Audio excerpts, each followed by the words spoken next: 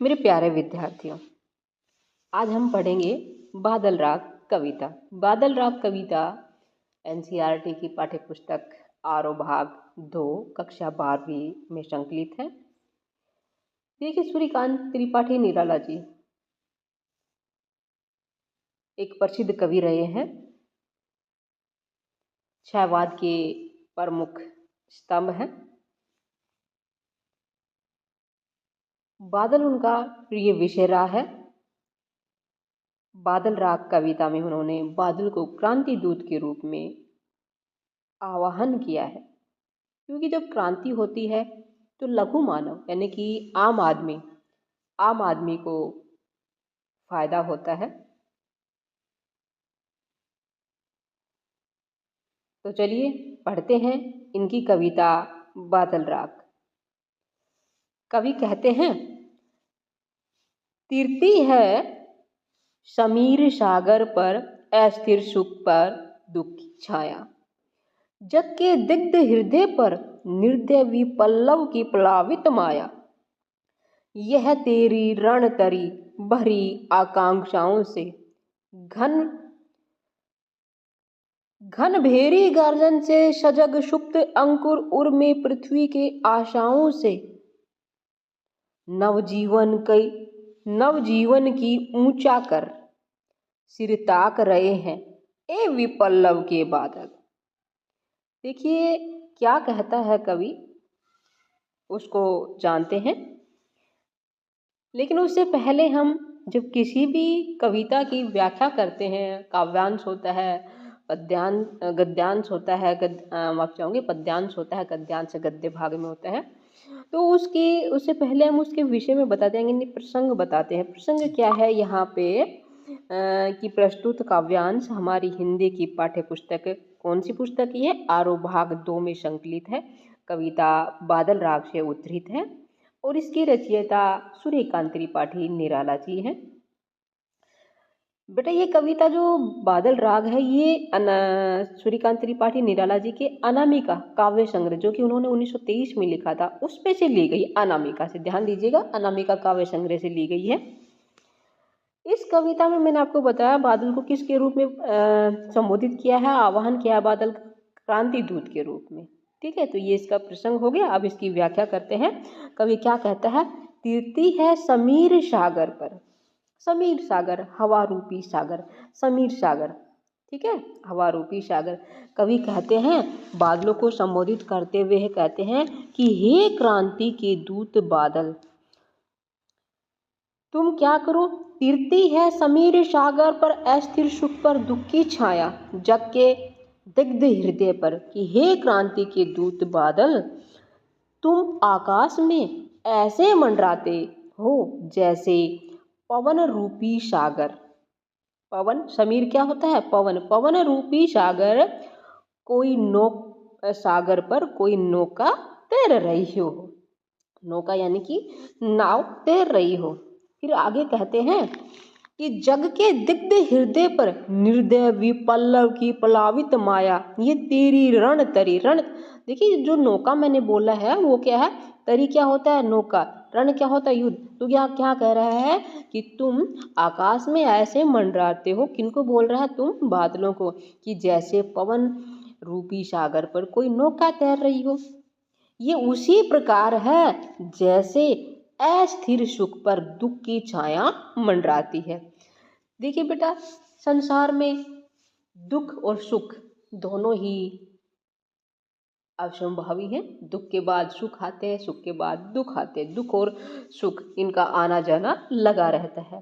तो यहाँ कवि उसी को बता रहा है कि जैसे अस्थिर सुख, सुख क्या होते हैं? अस्थिर होते हैं, क्योंकि कुछ समय के लिए होते हैं सुख, उसके बाद दुख भी आते हैं, और जो दुख होते हैं वो भी अस्थिर होते हैं, उसके बाद सुख अवश्य आता है।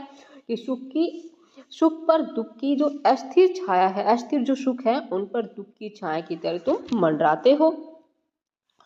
सुख हवा के समान चंचल और अस्थायी है, अर्थात पूंजीपति जो वर्ग है वो जानता है कि उसने जो सुख अर्जित किया है वह निम्न वर्ग का शोषण करके अर्जित किया है।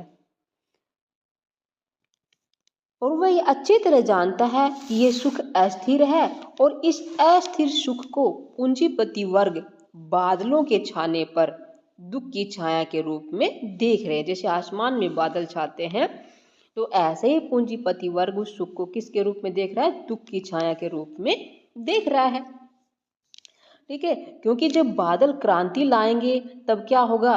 पूंजीपति वर्ग के सभी सुख छिन जाएंगे। जब क्रांति आएगी जो पूंजीपति वर्ग है उसके सुख छिन जाएंगे और उनको किसको मिलेंगे? शोषित वर्ग को मिलेंगे। बादल संसार के क्या है? दग्ध हृदय। दग्ध क्या होता है? जला। हृदय क्या होता है? उर। ठीक है, दग्ध हृदय पर निर्दयी प्रलय रूपी निर्दय क्या होता है? जिसमें कोई दया ना हो। विपल्लव क्या होता है? क्रांति। ठीक है, पलावित छाना।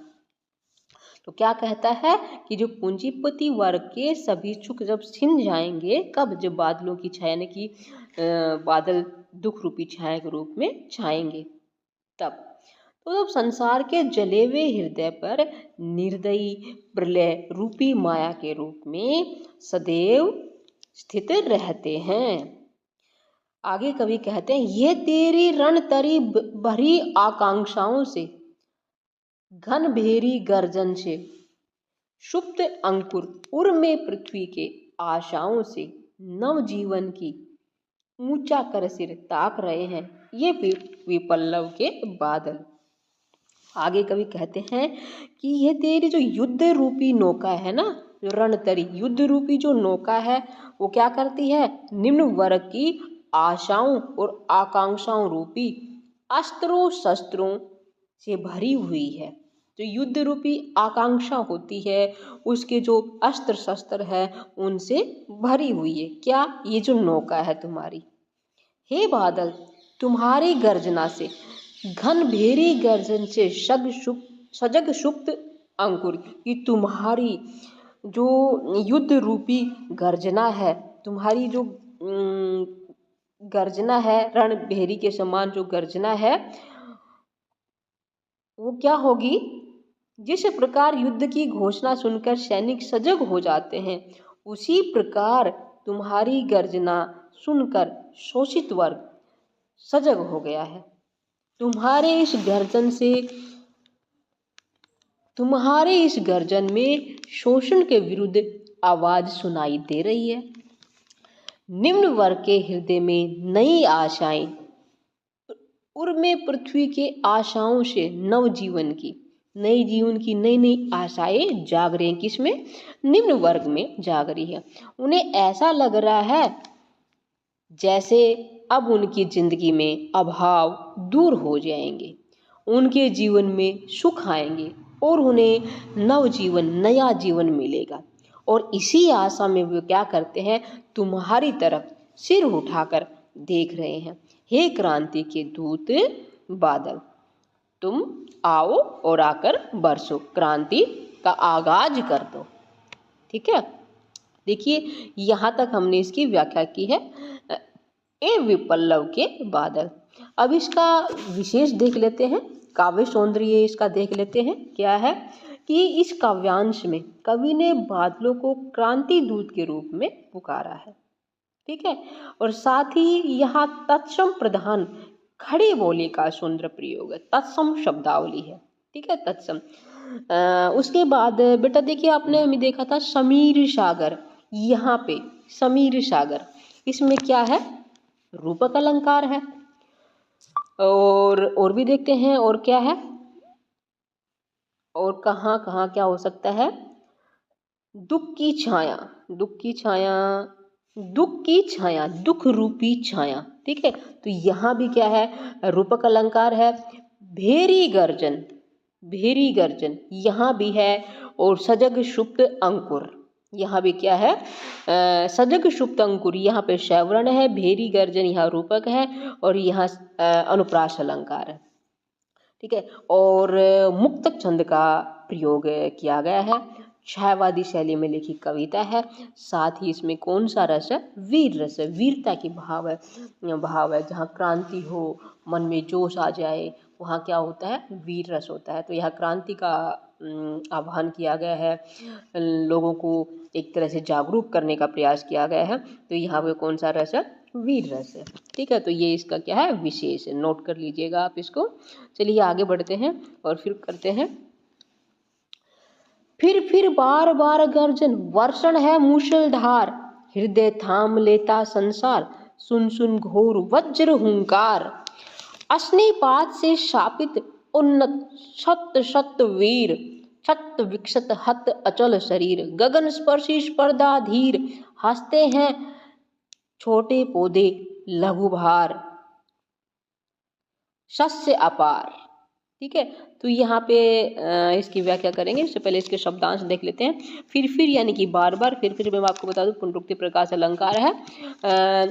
बार बार में भी पुनरुक्ति प्रकाश अलंकार है। वर्षण यानी कि वर्षा, मूषलधार भारी वर्षा, सुन सुन में भी पुनरुक्ति प्रकाश अलंकार है। वज्र, वज्र क्या है, इंद्र का शस्त्र है। और हुंकार, हुंकार भरना। अश्नि क्या होता है, अश्निपात, बिजली गिरने से, अश्नि बिजली गिरने से। शत शत सैकड़ों सैकड़ों, ठीक है। शत विक्षत घायल, अचल जो चल न सके यानी कि पर्वत। गगन स्पर्शी, गगन को छूने वाला, स्पर्श स्पर्श करने वाला, स्पर्धा प्रतियोगिता, ठीक, स्पर्धा स्पर्धा करना किसी से। धीर गंभीर, तो अभी लघु भार छोटा भार लिए हुए, ठीक है। सस्य हरियाली होती है, अपार बहुत ज़्यादा, तो इसकी वो तो हम वही कर देंगे कि प्रस्तुत काव्यांश हमारी हिंदी की पाठ्य पुस्तकारों भाग 2 में संकलित कविता बादल राग से उद्धृत है। इसके रचयिता कौन है, सूर्यकांत त्रिपाठी निराला जी है। और ये कविता उनके अनामिका काव्य संग्रह से लिया गया है। यहाँ उन्होंने बादल को क्रांति दूत के रूप में आवाहन किया है। अब आगे देखते हैं। कवि कहता है कि हे क्रांति के दूत बादल, हे क्रांति के दूत बादल, फिर बार बार गर्जन, वर्षण है मूषलधार, कि तुम घूम घूम कर बार बार गर्जन करते हो तथा मूसलाधार बारिश करते हो। तुम्हारी वज्र के हृदय थाम लेता संसार, सुन सुन घोर वज्र हुंकार। तुम्हारी वज्र के समान भयंकर आवाज को सुनकर समस्त संसार अपना हृदय क्या कर लेता है, थाम लेता है, अर्थात समस्त संसार भयभीत हो जाता है। अश्निपात से शापित उन्नत शत शत वीर, शत विक्षत हत अचल शरीर, गगन स्पर्धी स्पर्धा धीर। कहता है कि बिजली गिरने से, अश्निपात बिजली गिरना, अश्नि क्या है, बिजली, पात गिरना, बिजली गिरने से आकाश की ऊंचाइयों को छूने की इच्छा रखने वाले ऊंचे पर्वत भी उसी प्रकार घायल हो जाते हैं। अचल शरीर, जो ऊंचे महान योद्धा होते हैं उनके लिए कहा गया है, बड़े बड़े बलवान होते हैं उनके लिए कहा गया है। अचल क्या होता है, पर्वत, प्रतीकात्मक शैली है कि ऊंचे पर्वत भी उसी प्रकार घायल हो जाते हैं जैसे रण क्षेत्र में वज्र के प्रहार से बड़े बड़े वीर मृत्यु को प्राप्त हो जाते हैं। ठीक है, कि जब अश्निपात होता है, बिजली गिरती है, तो जो ऊंचे ऊंचे पर्वत भी क्या हो जाते हैं, टूट जाते हैं, गिर जाते हैं, घायल हो जाते हैं। उसी प्रकार यहाँ ऊंचा शरीर वाले किसको कहा गया, वीर योद्धाओं को कहा गया है कि जब बिजली गिरती है युद्ध क्षेत्र में, यानी कि वज्र का प्रहार होता है, तो बड़े बड़े महा जो योद्धा होते हैं, विशाल का योद्धा होते हैं, विशाल का शरीर वाले जो लोग होते हैं, वो भी क्या हो जाते हैं, घायल हो जाते हैं, किसके, वज्र के प्रहार से। तो क्या है कि इसका मतलब क्या हुआ, आशय क्या हुआ कि पूंजीपति वर्ग भी क्रांति से प्रभावित होता है। ठीक है, जब क्रांति होती है तो जो पूंजीपति वर्ग है, जो विशालता का प्रतीक है, वो भी क्या होगा, क्रांति से प्रभावित होगा। आगे कवि कहते हैं,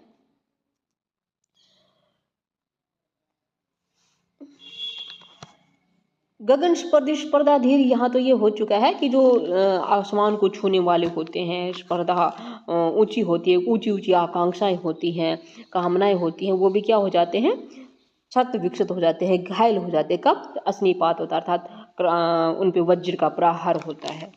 ठीक है, अब आगे है, हंसते हैं छोटे पौधे लघु भार, शस्य अपार हिल हिल, खिल खिल हाथ हिलाते तुझे बुलाते, विपल्लव रव से छोटे ही हैं शोभा पाते।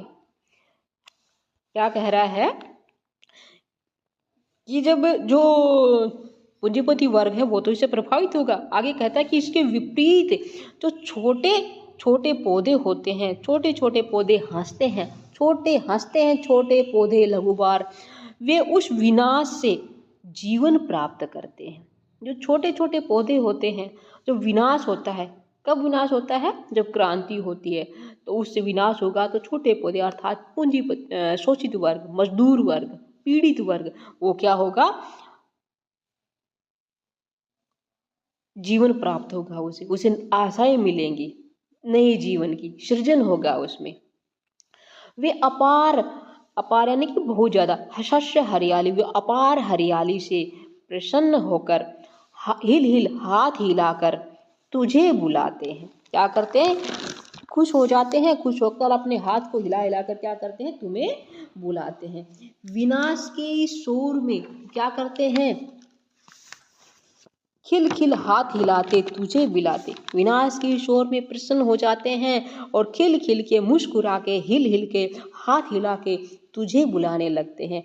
अर्थात जब क्रांति आएगी तो छोटे प्राणियों को ही, शोषित वर्ग को ही लाभ मिलेगा, दलित वर्ग को अपने अधिकार मिलते हैं इसमें। तो खुश होकर तुझे क्या करते हैं? बुलाते हैं। क्यों? क्योंकि विपल्लव से छोटे ही है शोभा पाते। जब क्रांति होती है तो दलित वर्ग को, शोषित वर्ग को ही अपने अधिकार मिलते हैं। देखिए इसका भी विशेष देख लेते हैं बेटा कि यहाँ जो बादल है उसको क्या किया गया है? क्रांति का दूत माना गया है, विद्रोह का प्रतीक माना गया है। ठीक है। फिर बार बार, हिल सत खिल, इसमें कौन सा अलंकार है? पुनरुक्ति प्रकाश है। ठीक है, हिल, यहाँ पे हिल है, खिल है, और भी आगे भी आया था सुन, तो यहाँ क्या हो गया? पुनरुक्ति प्रकाश अलंकार हो गया है। हृदय थामना, यहाँ क्या है? जो ऊपर आया था हमारा क्या था? हृदय थामना। हृदय थामना जो पहले हमने पढ़ा था उसका था हृदय थाम लेना, हाथ हिलाना। ये क्या है? मुहावरे हैं। इन मुहावरों का भी प्रयोग किया गया है। तत्सम प्रधान खड़ी बोली तो है ही। साथ ही देखिए जो पौधे हैं उनको क्या किया गया है बेटा? हंसते हैं छोटे पौधे लघुवार, हंसते हुए दिखाया गया। तो कौन सा अलंकार? प्रकृति पर मानवीय क्रियाओं का आरोप है। हंस इंसान सकता है, लेकिन यहाँ पौधों को, छोटे छोटे पौधों को हंसते हुए दिखाया है, इसलिए कौन सा अलंकार हुआ? मानवीकरण अलंकार हुआ। और रस कौन सा है? जो पहले बताया था, वीर रस है। छंद मुक्तक है। ठीक है, चलिए अगला पढ़ते हैं। अगला है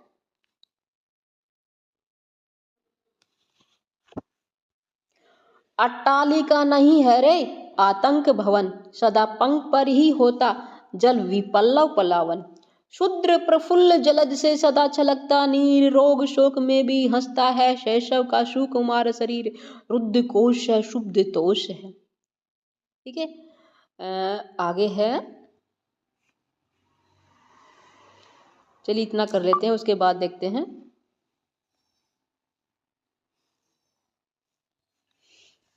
आगे कवि कहता है कि जो पूंजीपति वर्ग है वो ऊंचे ऊंचे, अट्टालिका नहीं है रे आतंक भवन। पूंजीपति वर्ग क्या करता है? अपने ऊंचे ऊंचे महलों में, प्रासादों में रहता है। तो वो उनके लिए क्या कहता है कि जो ऊंचे वर्ग के, जो उच्च वर्ग के, पूंजीपति वर्ग के ऊंचे ऊंचे भवन मात्र भवन नहीं है। क्या है वो? अट्टालिका, ऊंचे ऊंचे भवन। वो क्या है?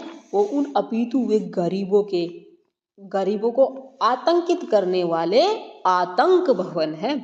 जो पूंजीपति वर्ग के ऊंचे ऊंचे जो भवन है वो क्या है? भवन नहीं है। वो अट्टालिका मतलब भवन, ऊंचे ऊंचे प्रासाद, महल, वो नहीं है। वो क्या है कि गरीबों को आतंकित करने वाले आतंक भवन है।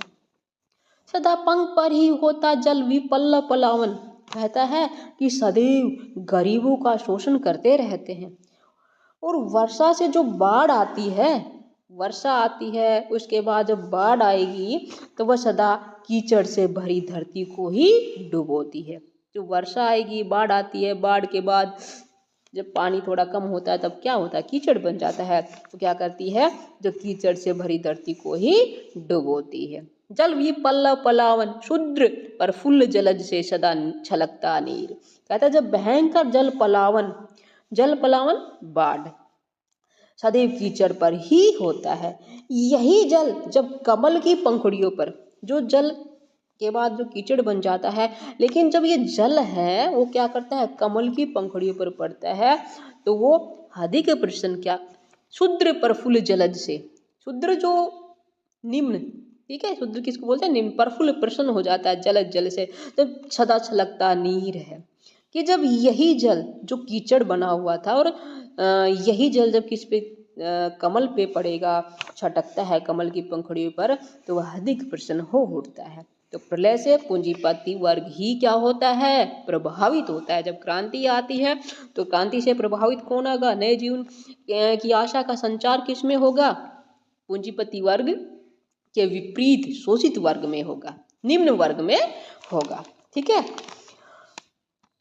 रोग शोक में भी हंसता है शैशव का सुकुमार शरीर। कहता है जो निम्न वर्ग के बच्चे हैं, शैशव क्या, छोटे छोटे बच्चे, सुकुमार कोमल, शरीर घात वदन, ठीक है, बदन यानी कि वदन तो मुख होता है, बदन शरीर होता है, गात होता है।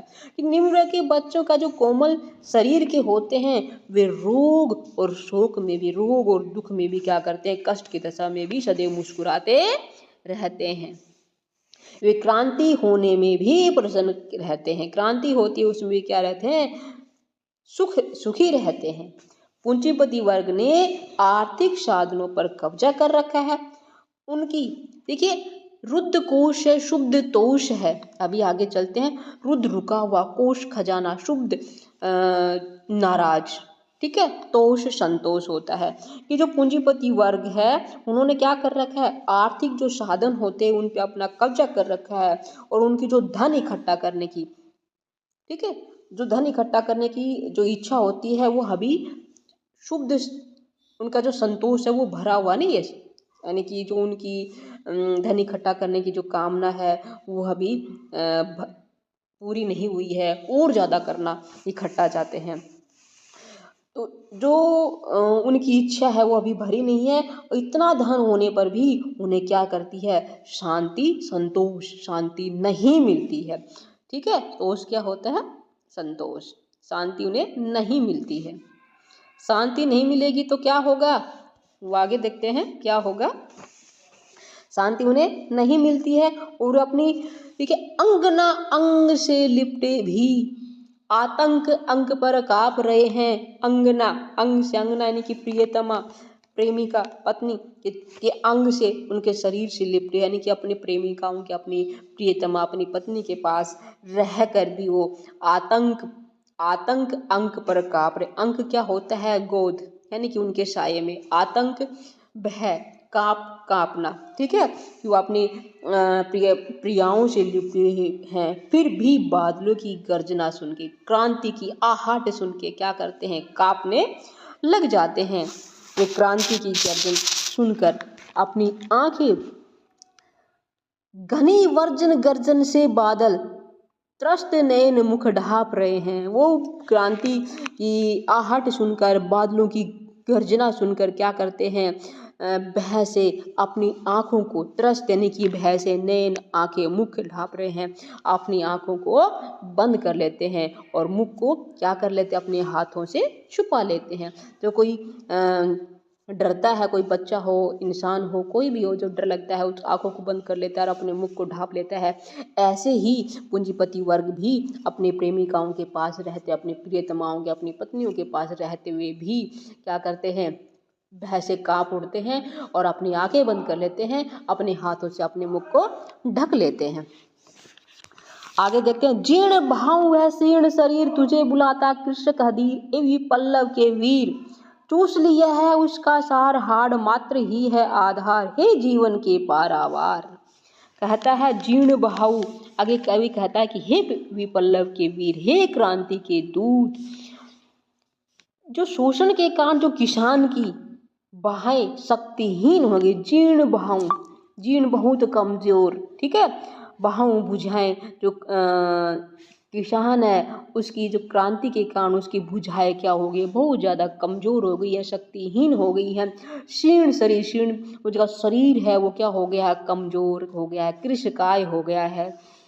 तुझे बुलाता कृषक खदीर, वह शोषण के कारण, शोषण को खत्म करने के लिए अधीर होकर, उस शोषण को खत्म करने के लिए अधीर होकर वो कृषक तुझे क्या कर रहा है, बुला रहा है।